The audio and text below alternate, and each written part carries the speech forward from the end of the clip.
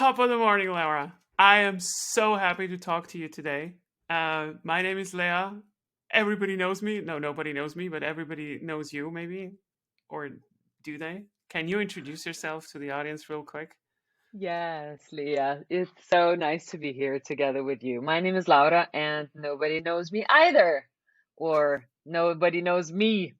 Everybody knows you. No, my name is Laura Erdem, and I am a salesperson at Dream Data. And I'm pretty active on LinkedIn. So if you're on LinkedIn and you're in B2B, well, it could be we're connected or we're connected through one connection, missing out just to be directly connected. Are you accepting everybody's invite when they send you connection requests because Uh-huh. you just want to drive those numbers up? Uh-huh. Okay, so Laura is in sales, everyone. That's why she's doing that. So what I usually do now is I introduce you back to yourself, in the sense that I'm going to explain you who you are. Okay, so Yes. Laura is absolutely amazing on LinkedIn to create an image of someone that actually loves her job and is full of energy. Actually, doesn't hate to be a salesperson and does a fantastic job of putting out great social content. I really, really love it. I have absolutely nothing to do with B2B attribution whatsoever, but I love your posts. I think they're absolutely great. Whether you are with a cappy like driving on your bicycle through winter into the office or whatever, it's just really great stuff, and I really appreciate it as well. And you were recommended in one of the feeds, and I saw your stuff, and I guess we clicked. We just got along really well, really quick. So I That's think, fantastic. yeah, no, you're absolutely great. I think you're a role model when it comes to the social presence. And I think if you're a salesperson listening in right now, you should do that too. Um, and yeah, so your topic, I guess, that you have to do on your job to also talk a little bit about that is about revenue attribution in B2B. Um, that's what it says as well, also on your LinkedIn profile. Can you explain to the stupid people in the call here, like me, what revenue attribution is in B2B and why I should care about it? For sure. But first thing, thank you so much for the fantastic compliments.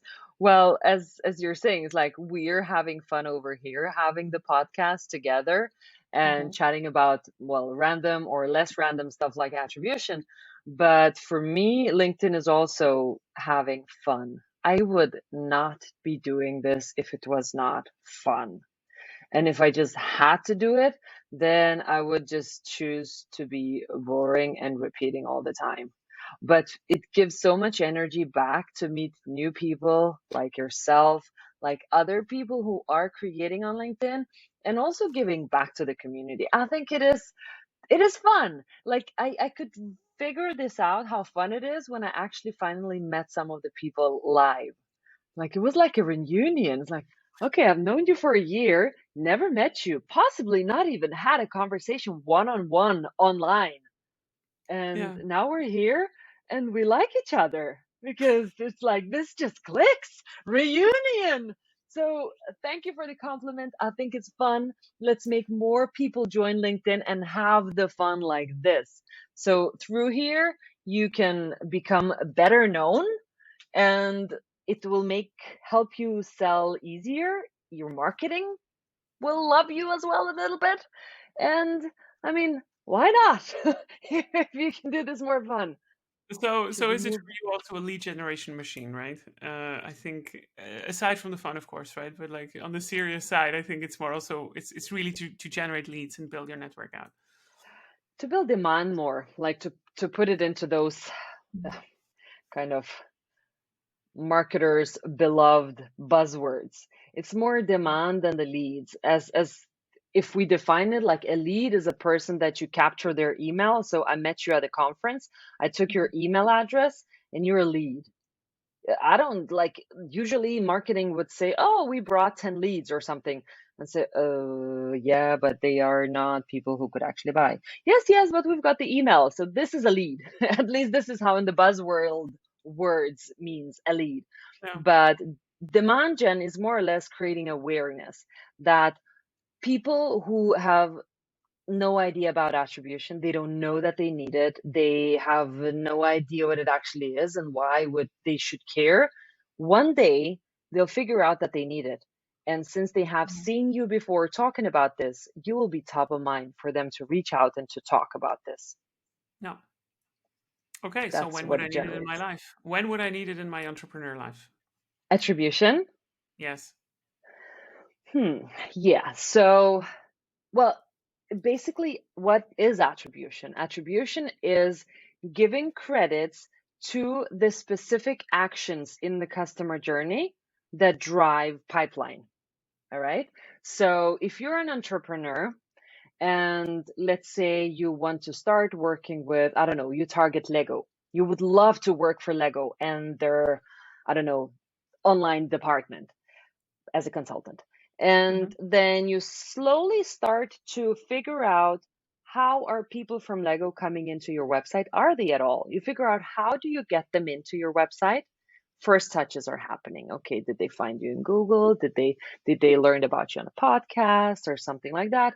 And then later you get a meeting with somebody from Lego, totally a, a person you cannot sell to, but you get an intro to the next intro to the next intro, and everything, all the touches that are happening throughout this journey up till you get a contract with them are touches that you attribute value to. The Hmm. contract value that you close with Lego at the end will be divided into each and every touch in the customer journey. Either it is a sales touch, a meeting, a call, or a visit on the website, a visit on, I don't know, on what other channels consultants would be using. So now we were talking about entrepreneurs, maybe single consultants and so on. But we work with B2B companies, and that is even more complex. So you're selling a SaaS solution. I don't know. You're selling a, what can we take an example of? I don't know, tiny PDF. Hmm.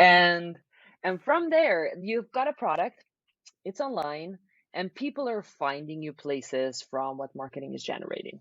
They're creating a lot of organic, a lot of pay, they're paying money for ads and so on. And whoever is coming from your prospects to your website, they're a part of a customer journey. And usually for B2Cs, if you were selling like a pair of shoes, it's pretty easy to figure out. I need a pair of shoes. Well, for me, it takes one day to buy. For somebody, it might take a week, right? They Hmm. would Google a little bit, figure out where do I find that, let's say a Nike shoe that I want, and go to Google, go to, I don't know, pricing pages that you compare the prices, and then you buy. Easy. But when you need to buy a tiny PDF solution, then you have to involve your manager, you have to involve the people who will be using it, you have to involve procurement, you have to involve the CFO before buying it, and all those people, they have touches through your website with sales, and to connect it all into one piece of the huge puzzle, you need to connect all the dots. Yeah. That's when you can start considering if you need an attribution platform. Okay, so this is about getting a reporting insight that I would not have had before as a basis for a business decision that I'm going to make afterwards. So in order to find out, so is this more about optimization of the funnel, like in terms of marketing costs us too much, let's get rid of them, or is this more about in the sense of um, let's see from the 40,000 LTV that we have from this particular customer, this and this much has been contributed by, I don't know, Google search ads or whatever it was.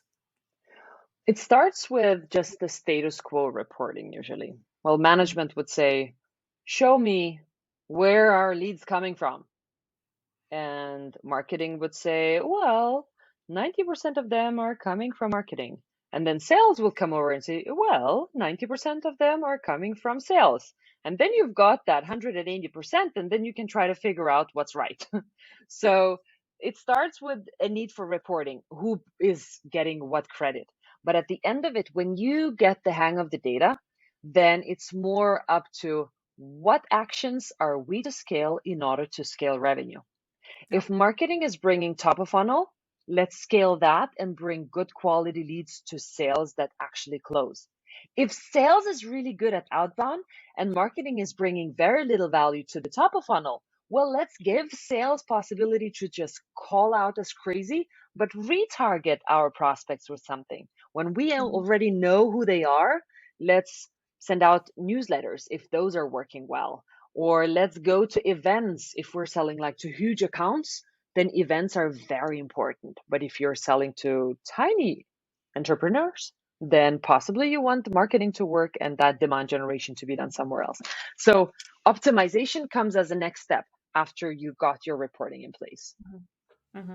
Mm-hmm. Okay, so what is with products that realize their value over time? So let's say you mentioned SaaS businesses before. So let's say we have, I don't know, like I have a company that sells a subscription for some analytics product that costs you $1,000 per month. Let's just keep it simple. Mhm. And I don't know, through attribution, we know that this lead came in through paid advertising. Just as an example, our CAC was about $2,000 for this one, but it's going to take 3 to 4 months before the value is actually coming in. So, is this something where you also look at expansion revenue in the sense of like, okay, as this is going on, these people are also starting to get, they expand the revenue account. So, for instance, now I'm not sitting on 1,000 per month. Now I expanded to a 10,000 per month, that kind of stuff, right? Like 6 months down the line. To whom do you attribute this then? Is this, is the expansion going to a salesperson or an account manager of this thing, or is it still the original lead? Like how does that work, for instance? Like what can I read from this then? Is this Yeah, still attributed to the original source? it's a very good point. So, like, and it comes back to how do you attribute stuff? So, there are a lot Mm-hmm. of different attribution models. Original source is something that I get shivers in my body. What is an original source? It's like, is it the first touch, the last touch? Is it the most important touch? What is an original source, huh? I'm So sorry I the said most it. I knew it's gonna rile no, you up. But no, no, but this is important because that's what people get mixed up on. Because original source is everything people usually talk about, and then when you ask them what is original source, you get 10 different answers. So the most important thing is to have the data in place. When you Mhm. have clean data in place and have the awareness that the data is never 100% correct, because there will always be data gaps, then you have to start taking decisions into what is it that we're looking into. Okay, Mhm. you're talking about expansion, all right? So we're looking into all of the expansion accounts and saying, okay, show me what was the most common first touch for all of the expansion accounts. We figure out, okay, this is Google Ads. Let's figure out what kind of ads, what kind of campaigns, ad groups, and so on, were the first touches, and go optimize on those because those will bring you possibly as first touch more of those similar ones. If like search impression share is optimized and a lot of different stuff. So this is a tiny, tiny piece, first touch. Mhm. But you Yeah. also want to know what was the last touch because that account came in first touch and you still needed to convert. What was the last touch before they converted to that tiny deal that actually got into lifetime value? Now we know what the last touch was. Maybe it was a meeting. Let's say it was a meeting that, or like usually meetings and emails are the last touches for our accounts to convert. Then let's scale on sales and help them figure out what are those accounts that actually come from Google and convert as last touch through sales. So sales know what actions they need to take in order to close more of those types of accounts. Plus, then we can start looking into the product itself. Now we're saying we're upselling those accounts and we need to figure out how are they using the product, and those Mhm. touches can be attributed to product as well. So are they like looking at some specific features in the product? Are they all over the place? How often do they log in? And how many people are involved in this tool and so on? And then let's look into touches from marketing that are coming out. Are they reading newsletters? Are they getting calls from sales to talk about upsell and stuff like that? Is that helping us sell? So all of those touches in the journey, we need to know. And then if we apply linear attribution model and give equal values to all of the touches in the journey, then we might be coming more to closer to like, tell me what works in specific parts of the customer journey so you can optimize on those touches. Mhm. So, do you hear sometimes questions from stupid people like me that would ask and That's say, stupid. "Hey, so we have I don't know, we have a cold calling conversion rate of about 5%. Is that good, Laura? Can we improve on this? Well, how much better will this be after we know the attribution stuff, right? So like, how do I know whether an actual attribution rate is good enough or not? What is your answer Yeah. to that? Well, first of all, is like, what else do you measure besides the cold call conversions? It's, Probably not it's a lot. I've seen everything. yeah, right. And then, I mean, there are so many touches in the customer journey that just the cold call or just some specific touches, or like people would ask, what is a good conversion rate for like Google Ads? I have no idea because your business is different from other businesses as well. And like 5% conversion rate is maybe very high for you. For somebody, it's crazy low. And they would like to optimize on that one. So as soon as you've got all the data, and it's so cliche, I know what I'm saying is like, oh, get the data straight and then you can start optimizing. But it is true. I mean, the lesser data you have, the smaller window you have to look into what is it that we need to optimize. And all the people who rant against attribution, I understand them. Because if you only look into attribution data from a CRM, for example, Yeah. well, it's not a surprise that most of it will come from sales and like last touches for marketing. And usually people would start buying software solutions like maybe already when they're more or less 50% into the customer journey without even talking to sales. They know about you from places which you cannot control. So if you only optimize on stuff that you can attribute to, maybe you can also like look into things Yeah. like both your product, ask your customers where did they actually found you, be places that your sometimes even your guts tells you. It's like, well, I need to make more podcasts because people listen to those. Yeah. Try it out.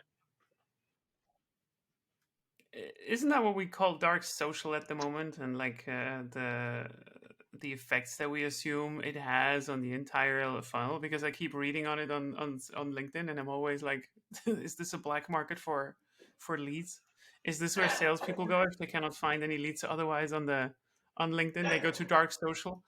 Um, no, but like without a joke. So I guess I have a question in this regard. So um, are you at Dream Data? Are you also using your own product? I hope so. Yes, Are you very an much. attribution point in there? Are you like, how many sales are being attributed to Laura? And are you Well, being that's compensated fairly? there are touches that cannot be measured, and I Uh, tend not to call them dark social. This is yeah. word of mouth and how people are used to buy for a very long time. I Yeah. mean, either it is your entrepreneur dad who told you about some specific new tools, or your friend at a party, or you heard about it at an event, or I mean, three friends in marketing have been talking and then one of them mentioned something, or you have seen me on LinkedIn. It's the same thing.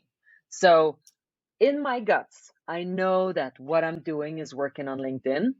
Hmm. Most of our clients who come in and prospects who come in through our pipeline, they're saying, guys, you're doing amazing on LinkedIn. And since we are like four people on LinkedIn doing this from Dream Data, maybe like if you put some of the others doing that as well, okay, we're like seven, right? So we know it's working. And Yeah. it's not just me, it's us. I wouldn't be as good if I didn't have the team with me. It's Yeah, 100%. I don't know. Of course. So that cannot be attributed just to one person, but in our guts, we know it's working. And Yeah. this is the part we cannot attribute. And we tried to do self-reported attribution and it was crap. It just told me us stuff that we already knew. It's like, oh, LinkedIn, aha, no shit. Podcast, aha, yes. I go to. I Wow. like, yeah, exactly. And when they Yeah. say LinkedIn as well, it's like, is it a LinkedIn ad or is it something what we're doing on LinkedIn? So it's like, crap. We know it's working. Yeah. Yeah, I think this is a very good point. I have a little story about this in the sense that I also started to push very hard on LinkedIn my own profile, not just for myself, but also to solve a very difficult problem that we have in product management, and that is to find talented product managers to work with, right? And I think it was even you that also said, or like you're one of the people that says like people are still buying from people, right? I really believe that, and also people want to work with specific people. We can talk about this later as well a little bit more. They don't want to work for companies; they want to work for faces and people and characters, like you and me, I guess. And one of the interesting things is that I know that from one podcast appearance that I had that has probably 300-400 views, which is not a lot, right, by any measure. I had like 3 offers for company advisory, and I know for a fact that it directly also contributed to 2 candidates applying afterwards, just from the ones that we know. As you said, right, the stuff that you know is usually indicating even, okay, there might be even more going on. And the ways are just really mysterious. They hear about you sometimes once and then second time and so forth. Yep.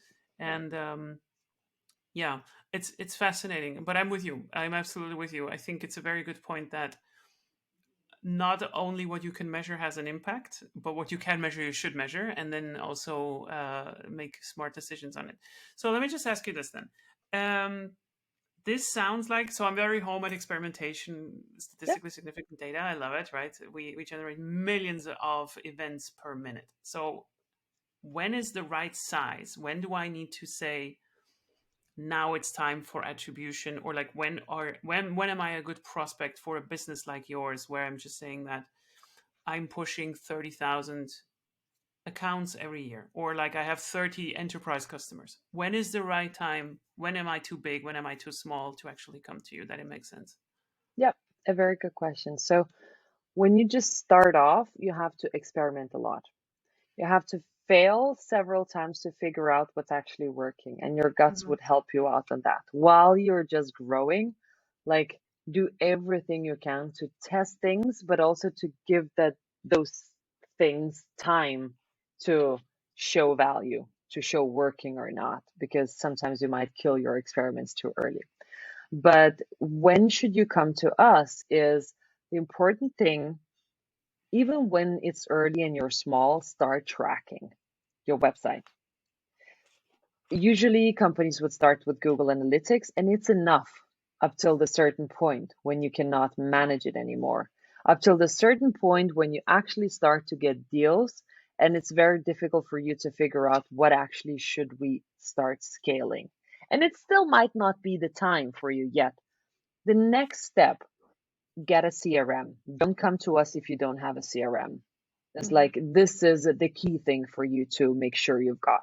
You've got the tracking, you've got a CRM, and when you've got a CRM, usually, I mean, I would love to sell to all the companies who've got tracking and got a CRM, but it's also a culture thing in the company.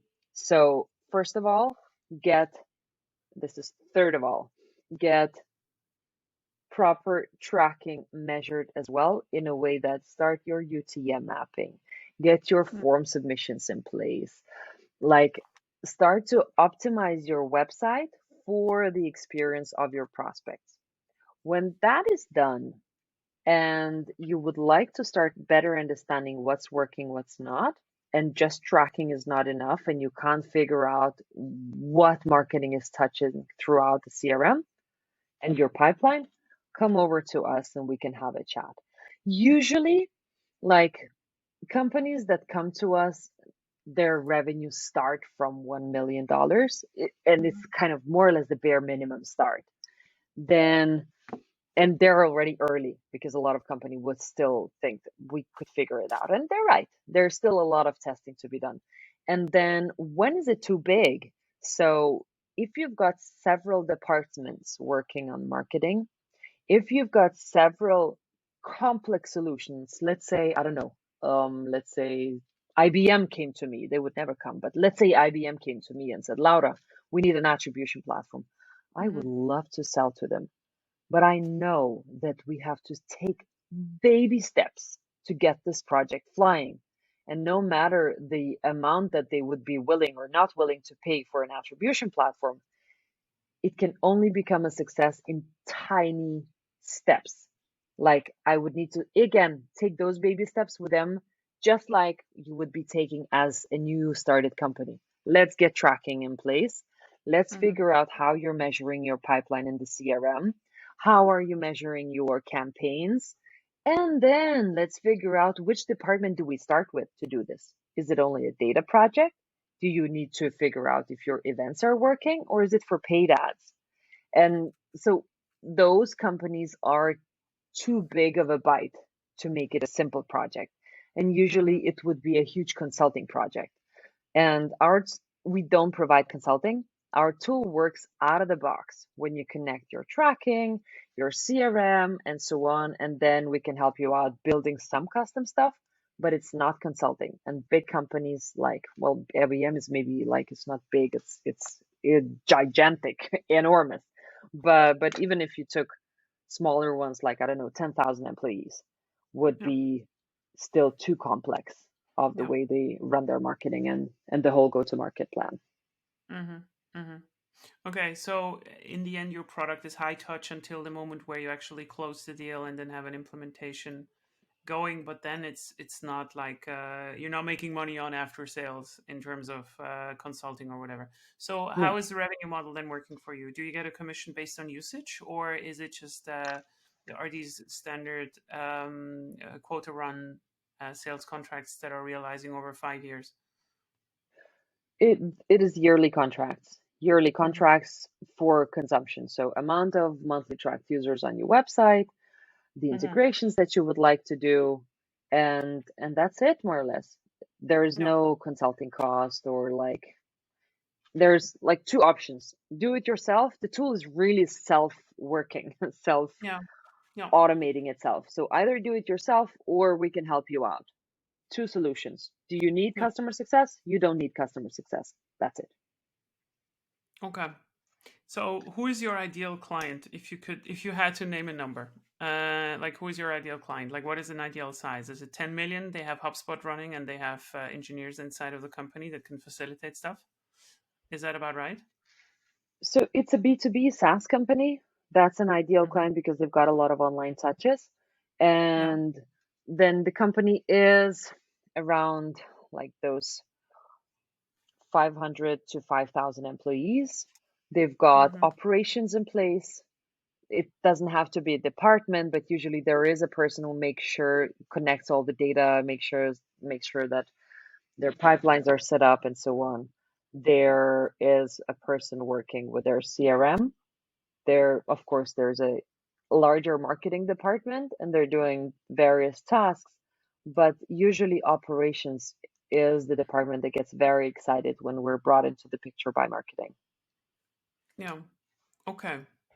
That's interesting. That's a bigger size than I actually thought, but it makes sense, and it seems to be that they are probably situated in the lower B2B segment in terms of customers, because you said they have a lot of online touches with their customers, right? And that's usually also where we find product-led sales, that kind of stuff, and Yeah, everything that has high volume before they become pesky B2C clients, which, precisely. yes, exactly. Disgusting. B2C, who wants that? Well, So, people say innovation comes from B2C. I want to see that side. I mean, like marketing innovation, and whenever you mention B2C, it's like, yeah, that's where innovation is. B2B is boring. It's like, well, okay. that's exactly what no, so I grew up in a B2B environment, like for Yeah. most of my life, right? But then I also had a couple of touch points with B2C. The main difference that you have is that with B2C, you have to handle absolute avalanches of quantitative data, and you have to force yourself to do qualitative interviews, like with individuals, which is great. And B2B is just an esoteric horoscope show sometimes, because you have to make business cases based on four executives that you talk to in an industry you have no idea Mm, about. And there's no data. There's just no data. I know from enterprise research that is just like you would you would pull your hair out based on like what this 50 million business case is resting on, and very very shaky legs, but you just don't have more data, right? So like you're building on conviction and qualitative research that cannot be backed up by quantitative analysis, other than like, oh yeah, like our the CAGR of this market is growing by 10% in the next 4 years, according to a Forrester report. Oh, okay, that's really good. So, yeah. But anyways, so let me ask you a question, because you're in sales, and I'm sure you also see sometimes salespeople who make really funny faces when they start to hear that they might have to measure different things, like happy customers, touch points that have nothing to do with lead capture and revenue and sales quota. What do you do with those? Do you enjoy them? I educate them. I mean, you're from sales I yourself. What do you educate think? them to hell. Yeah. So first of all, I don't think we get those types of prospects that often, No, because the prospects that come over to us are already aware that there are other touches and that marketing is not just making pretty banners or like, I don't know, preparing one pagers for you that look very nice and you nobody uses them.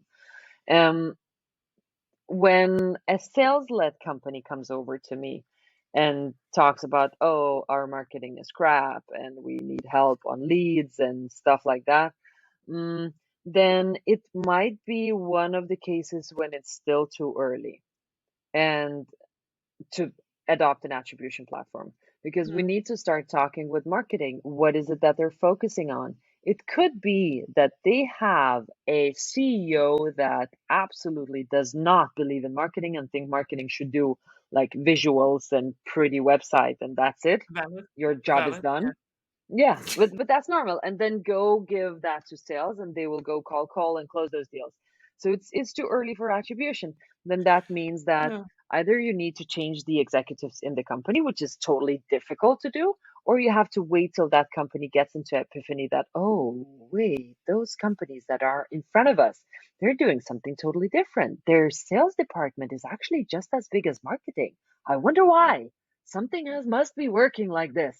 Because all those books we talk about, like predictive revenue and stuff like that, where you like calculate everything in sales that, oh, if I hire 10 salespeople, they can make this amount of calls, they can do this amount of emails, and in this conversion rate, then we're able to close this amount of deals.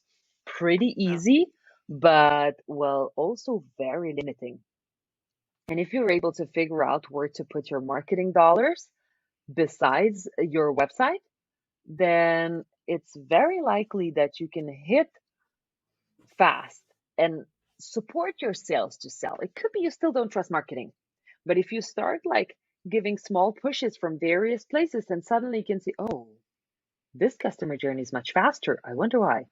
No, it's because we wrote a very good blog and those people have been reading this, or I don't know, whatever else, another event that we made if it's we're selling to enterprises.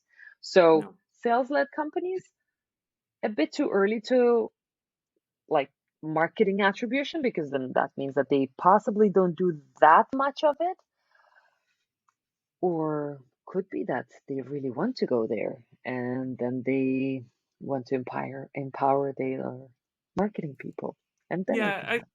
I find this so funny because sorry, I was just laughing so like in myself, because I'm like, we're living in this world, both you and me, and so we're living in some idea that, like, okay, you have data, you want to get insights out of it, and then you're going to drive business intelligence from it, right? So like, this is Yeah. the ideal world. When in reality, sometimes it's an absolute clown show, right? So like, I'm trying to tell this story now without revealing which company it was, so I hope people don't go now through my CV. So I have to be really vague.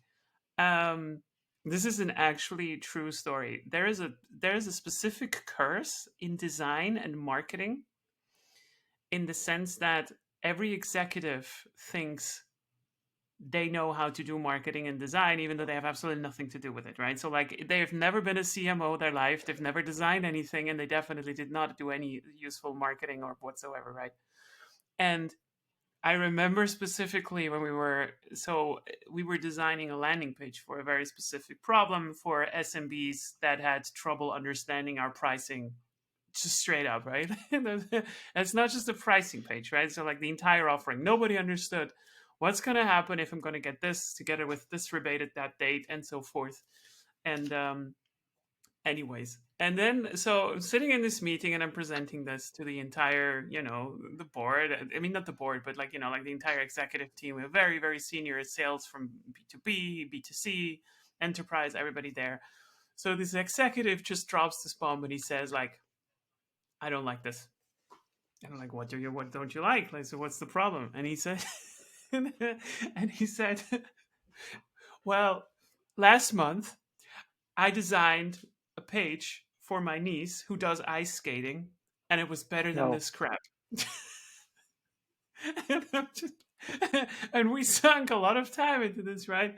And it's not that he wanted to diss us in the sense of like this is bad. He genuinely thought that he can do it better. Of course, Wow. what usually happens then is then some stupid decision just comes from the top down, and you're going to do something really weird, and nobody ever knows whether your solution would have worked better because we're not doing A/B testing either.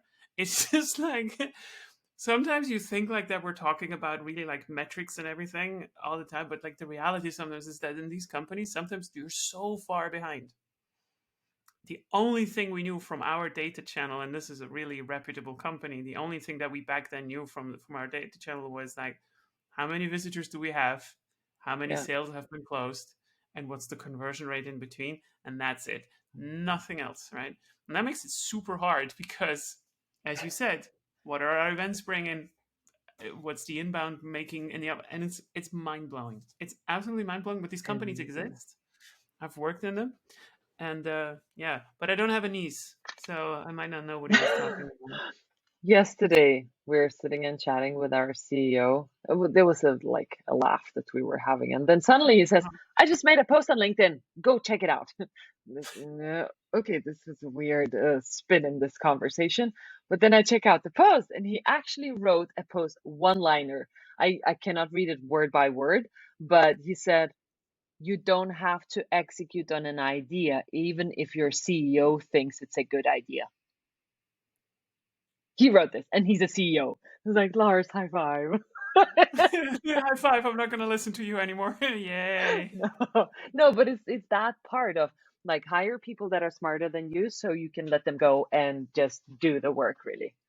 Yeah, and this is a big danger as well. It's definitely one of the leadership lessons that I also took with me. So in the end, you have to be very careful if you bring ideas and you push them down without convincing your base that they're actually good, and then they form the conviction. You create two problems. If it succeeds, it's your idea. Cool, very nice. The people under you that had to execute on it are not happy about that because Hmm. it's not their success, it's your success. If it fails, Yeah, you're the idiot because it was your idea. yeah, And that's really dangerous, right? Like you have to be careful. And that's also why I don't believe in this top-down model where you hand down requirements. I really want the teams to find out what's going on, and this is the heart of product led in the end. And yeah. we want the domains to drive their own stuff, not the CEO The last or whatever. joke Go from ahead. today on the same topic. Yeah. So, unless you're Donald Trump, there is a Twitter video that where he says, "If this works out, the whole credit goes to me. If it doesn't works out, nobody can blame me for this." This is It's the leadership, huh? Yeah, it's the reverse. It's the reverse question. I also heard you ask a question on LinkedIn. Who is your favorite CMO? Was it Donald Trump and Barack Obama? I did not look at the Yeah. poll, but like important questions. Important questions. Yeah, Yes, I guess. yes, yes. Okay, so then let me ask you, Laura. Do we really need marketing? Do we actually need it? Can we not just get rid and let the salespeople do it with good software integration stuff? How does the job of a salesperson change? If you don't have marketing, you don't need sales. That's the other way. I think in some cases, sales is not necessary. And those, yeah, I had that epiphany once actually when we went product led. And I mean, it depends on who you're selling to and what size of the solution it is, how much mainstream it is, and so on. If you're running sales without marketing, you're never going to win because you're just adding one wheel each and every time when you want to go faster. Those Yeah. wheels are going to go tiny bit faster, but you will never get an engine that will actually go really, really fast.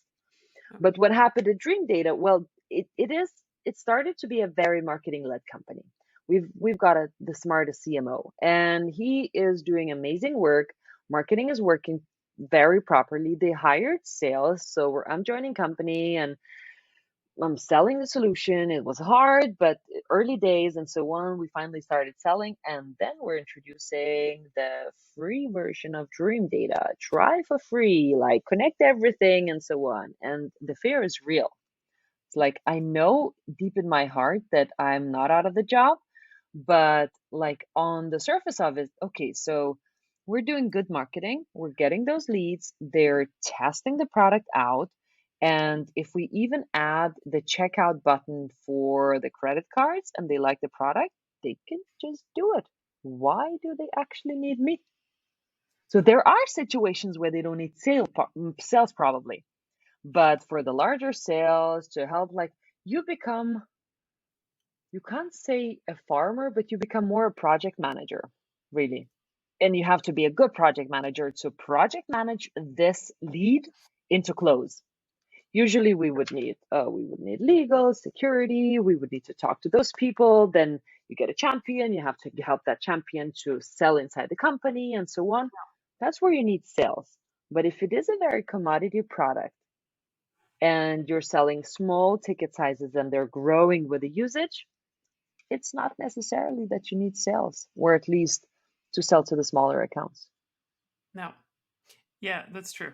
But that's usually also the experience that you have when you're. So it's interesting. I didn't know the Dream Data is actually going through this, but like my experience is to also, calm you down. You're still not going to be out of a job. I I know. think the sales role evolves. No, but the sales role also evolves much, much more into the direction of customer success and marketing itself as well. You're not going to take the jobs of them, but this is something that we see where marketing, product, and sales have to sort of, a good example is product marketing. Hmm. Product marketing managers. There's an entire job around this now. They're doing some Yes. part of marketing's job to do the go-to-market motion, We're, and by I the think way, hiring a person like this. Sorry for this I the don't have time. interrupting. Sorry, it's like I don't. I can't. I can't. I Product know you want marketing, me, but it's anybody? Yes, continue, Leah. so. Yeah, sorry. No. That's fine. That's fine. You could do a shout out afterwards. What you're hiring. Um. So usually, what happens is that the lower ACVs are actually moving away from sales. This is true. And you might even lose some of them that you would have closed before. But one of the interesting effects is also that you're going to get higher ones in because these lower ACV contracts, they're starting to grow further down the line. And as they become expansion contracts, if you have a good setup and you have a good attribution software and a good PLS system, you will know to look for the good signs or the right um, signals to actually now reach out to do the upsell. This is especially interesting in regards to what HubSpot did. Maybe your company as well at some point will have an adjacent product to actually sell Hmm. towards too. That's what they do as well, right? So like they're looking for signals whether someone is touching on two verticals at the same time. It's a fantastic setup for this, right? And this is why salespeople are never out of a job. You need to be careful that you're not overscaling sales because what's happening Yeah. is if you have a lot of salespeople that have nothing to do, they're going to find some leads somewhere and they're going to grab them, Yeah. and then they're kind of destroying this approach of like, okay, let's just see what's coming in, right? But Yeah. by and large, I think it's a good thing. I think I also talked with you about on your podcast about this. The vast majority has still a sales department for a very good reason. Hmm. These are not exclusionary acquisition channels. And I think it's really exciting because it's really so much customer focused. Hey, in today's world, any company can grow between 40 to, I don't know, 100% in a year from, I don't know, the good companies do, right? So, like, if you get this 1 million contract in, it might not be that much, like the revenue that they have, the 1 million revenue, but like in Yeah. 5, 6 years, this is growing through the expansion revenue because they're successful with you, because you believe in your Precisely. product by a lot. And that's a fantastic model. I'm a huge fan of it, and I wish you all the best in that sense. But yeah, no, but that's why I asked. Like, if you have leads attributed to you, you don't have to talk to people anymore, right? Like, you can just do videos on LinkedIn and Yeah. podcast. Yeah, exactly. We can This is have what it is. conversations like this, and then it all closes by itself. Like the Yeah, we're ACV gonna is have growing fun. and growing. So let me ask you a question about the sales environment at Dream Data. So the sales, and I don't mean sales light, so I really mean the sales environment, right? So I've Hmm. been working in sales enterprises for a long time, where you have one row after another row of extremely beautiful salespeople.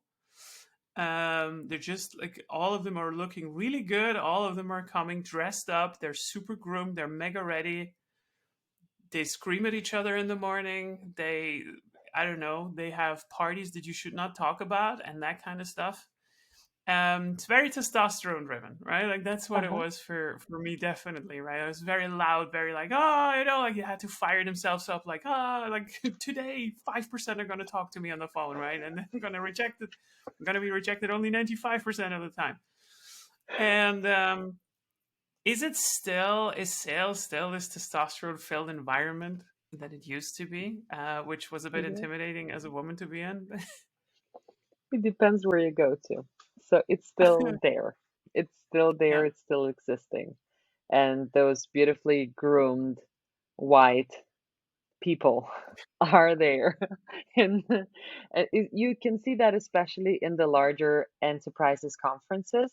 Like yeah, if you go to, I don't know, the conferences for, I don't know, like you went to a Forrester conference or something like that, you will see that a lot. And I I mean, I don't have anything against it, but there's, in a way that, I mean, it's not inclusive and it's like you sell in the same way and so on. But if it works, it works. All right. But you're asking about dream data, and then there is another side of that mm, sales work. So at Dream Data, it's not just sales, but we are right now, I think, 30 people, and we are 12 nationalities in the company.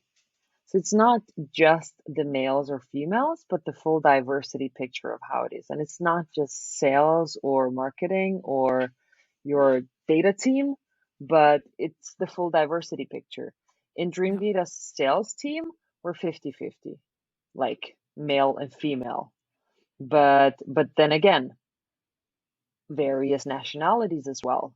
And that brings it over to that beautiful picture of, well, we don't scream. Usually people say, oh, this sales department is very silent. And like, some of us don't even drink. What is this? It's like, yeah, can you even close deals? And yes, we can. how And do they survive? exactly. Like, how do they put their energy up at all? And I mean, it's not just this screaming part. It's nice to have a sales department that is very energetic Yeah, and you've got music going on and so on, but it doesn't have to be like that. Some people are not able to like focus and sell when there's music. Like I have to make a cold call and there's music and somebody's hitting a gong, somebody is drinking a champagne, and I don't know, somebody is throwing money yeah, around. It's like it seems very energetic, but at the same time, for me, it seems really confusing. I don't need that. And another yeah, thing is like about the diversity of it all, where people are talking, oh, we need more women in sales, and oh, this is so male dominated, and so on. Probably. But what could we do about this? So now there is an example from Dream Data. We are hiring. I'm going to say that a couple more times here on the podcast.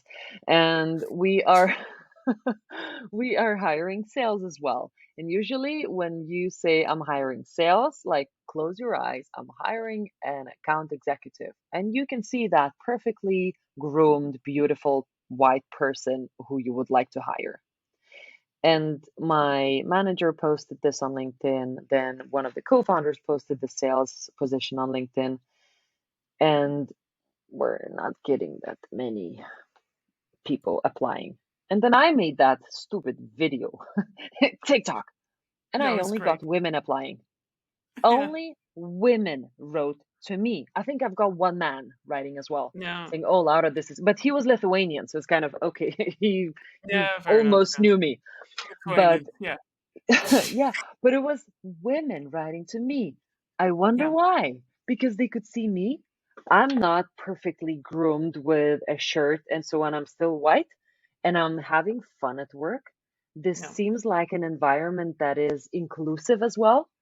yeah, And this is how diversity is going to be changed. Like, hire some different people. It doesn't have to be a woman. Imagine if, I don't know, a black disabled person. It doesn't have to be that like uh, extreme, No, no, but no. it But will be much easier. the point is absolutely valid, and I think it's as well like this is what we talk about when we talk about representation. Representation matters, especially in areas like this. I think I have 2 points to this. I think I always try to understand why something is the way that it is this way. I think sales, in the classical sense, the way that we used to have it, was an absolutely brutal job Yeah, also for salespeople. No matter how much you glorify it, like in the guys that just make a lot of money, you had to pay people a lot of money to do this job. And one of the reasons is that in the past, we sold spray pray, only outbound, no targeting, randomly call people, get the phone book, go through this industry one by one by one by one. And you will be rejected, you will be sweared at, you will have a success rate of like 2 to 3% of people even it's hard. talking to you, the rest is just hanging up the phone. You got to develop something in your head, right? Like you need to be really confident to find this 2% because you will have days where you go through like 40 calls and there's no one talking to you. You will Yeah, feel like a total loser. So I kind of get it, right? But I think, um, especially when it also comes to leadership, and this goes for every position, right? Like also in sales, like that used to be like a really male dominated area, and the same is going for leadership, right? Like this is why it's so important that also people like us are also speaking out. Hey, look, I'm more in a leading position, and it's okay to be also a woman. I don't have to be like a female copy of the male yeah, stereotype in a black turtleneck, right? I can be vulnerable. I can really bring my spin into this, and I want other women to also see this. I'm not just hiring women, of course, right? But like this is yeah, important that we see that this is diverse, and at the same time, I think we also, and with we, I mean all of us. I mean, regardless of skin color, gender, age, height, or whether you're disabled or not, we need to stand in front of people and say, "Hey, we fucked up." Need to yep, be vulnerable. All of this is just like going wrong all the time. I messed up so many deals. It's a lot of money, you know. And I think I could have won them in another way. But it's like, and I don't even work in sales, right? Like I fucked up partnerships and stuff. yeah, But yeah, it's precisely. it's it's so important. And if you do not have this, if you don't see someone doing it, if you've never seen a female pilot, then you have the kids going to mommy and ask just like they're going to ask things like, yeah, but are there also, can I be a pilot when I'm growing up? Why do you ask me that? Well, Yeah, because I've never seen a woman pilot, right? It's yeah, something that I remember from also from my childhood. Like you start to compare these jobs, like, oh, are there also fire women yeah, instead of firemen yeah. Why and is it a stuff? fireman? Yeah, no, but because in your head it's just Yeah, like this, just the thing that you do, right? And then you might like this or you might not like it, but that's just how it is. And I think one of the reasons why this is also changing now is that it's not because women are better or anything. It's just that we can measure much better what's happening why and what's coming in why and why things are happening and then in the end and what effect that they have, and people that are diverse in the sense of like like differing viewpoints are just extremely strong. I also try to make a point that when we're hiring people, do not hire copies of Leia. It's just like one is hmm, enough, right? Like we don't want to. We don't need more of that. Have people that can exactly. challenge, and have people that are looking at things from a different perspective. 100%. Even Yeah, how do you write down the job description? It's like if you talk about competitiveness and like late hours and I don't know, whatever. Well, I guess you know who's going to apply. And it's like, I'm a woman, I'm a mom of two kids. And yeah, if a job description says that it will require traveling a lot, or you need to have your own car and expect to spend this many hours on the road, well, no, no, yeah, because, well, and it should apply as well, either you're a man or a woman. Because if you are a dad of two kids, it should be very similar. It's like, no to this job. yeah, yeah, yeah. No objection from my side. Um, I think that's exactly what it is, and I think the bottom line is I think that actually these jobs, sales, marketing, and product, are becoming better because we focus much more on the customer. I really do think so. Yeah, Yeah. No, boring. That's how it is. Everything gets better. Yeah, well, that's the positivity of it, No, I that just think, yeah, I everything think can that that's good. always get better. Yeah. All right, Lara. I think we're almost at the end of our episode. So, who do you hire at the moment? Like, who is your next colleague? Who's your ideal next colleague, and what do Yeah. they do? So yeah, so we're hiring a lot of people. So product marketing, one of Hmm. them. Then we're looking for engineers, data engineers, developers, and then I need colleagues. I need an account executive to join me in the team, and then we're looking for account manager, a person to be in between sales and customer success, what we just spoke about, and we're looking for customer success as well. So we're growing. It's fun, and we Amazing. need diverse And people. and I would say that people will probably find this on the Dream Data website. It's dreamdata.io. Is that correct? Yeah, or they can come Or to they me can on just go LinkedIn. to LinkedIn. They can Yeah, just go to LinkedIn and talk to Laura yes, Erdem, the way that we just said it. It should yeah. be also in the podcast. I'm going to underline your name a lot, and Thank you. then they can contact me. So thank you very much. This was awesome, and I also hope you had fun. It And was so much fun. yeah, we will do this again. The Thank next you, time Leah. we're doubly as successful. Thank you so much. Thank you. It All was right. so See you much on the next pleasure. episode. Bye Bye bye. bye.